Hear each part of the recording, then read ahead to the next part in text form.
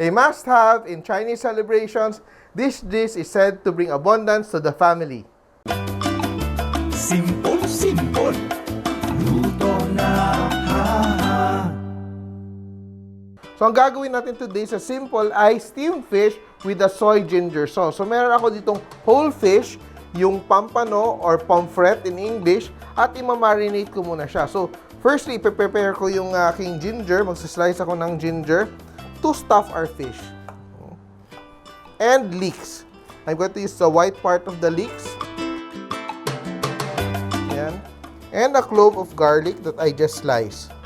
Just cut into thin pieces.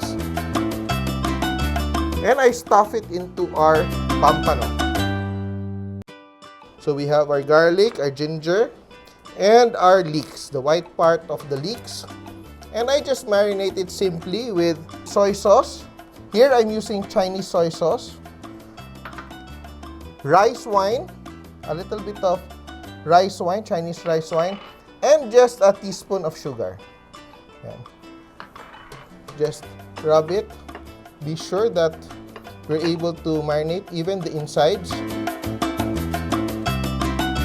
Then I continue to prep our remaining ginger and leeks for our garnish later on. So, just julienne cut into very thin slices for the topping later on. Just put it aside para very gingery yung ating sauce later. And leeks. So, the leeks for our garnish, we'll cut it into around 2 inches lengths. Look at that, 2 inches lengths. With julienne as well. So, we try to make very thin strips of our leeks as well. Look at that. So, this will be used for our garnish. And we put it in a bowl of iced water. So, ginagawa natin, nilalagay natin, kinakat natin siya into thin strips, and we soak it in ice water para mag-curl, para maganda yung garnish natin later. And our fish, after marinating, as we marinate it, ilalagay lang natin siya sa steamer. Baliktarin ko lang siya para, yan. And we just put our whole fish into our steamer. Yan. Careful, it's very hot. And we steam it for around 15 minutes.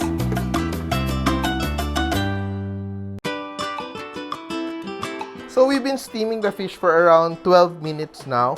And let's just check. Paano ba tayo mag-check ng isda natin luto? So ito yung technique tuturo ko sa inyo. Gagamit ka lang ng barbecue stick. So tutusukin mo lang siya sa thickest portion.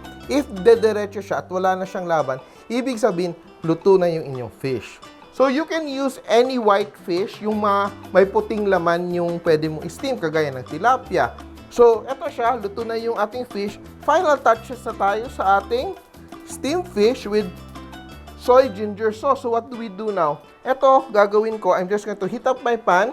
Then itong ginger ko, I julienne the ginger, i-arrange ko lang siya over my fish. Look at that, ha? I'll just arrange it over my fish. Shake off the excess liquid. Put it over our fish. Look at that. So I'm heating up some oil. Yung gamit ko dito ay canola oil, but it's best to use peanut oil if you have peanut oil. So once the oil is very hot, I just add just a tiny bit of sesame oil para magka-flavor, 1 teaspoon. Mix the oils together. Once it's hot enough, nakikita natin very, very hot yung oil natin, ay ipo-pour over natin sa ating ginger. Yan, look at that. It's gonna fry. Look at that, ha? It's just going to fry and infuse the flavor of our ginger and sesame oil into our steamed fish. Look at that. And it's done. And let's just put our fish aside. Careful because it's very hot. And you can add additional garnish of cilantro. Yan, konting cilantro along with our leeks. And it's going to be such a beautiful, mildly flavored dish. So it's such a simple preparation for this very celebratory dish, steamed fish with soy ginger sauce, Simpol! Nagustuhan niyo ba ang video na to? Please share para lalong dumaming ating mga kasimpol. And don't forget to subscribe to our Facebook, YouTube, and Instagram accounts.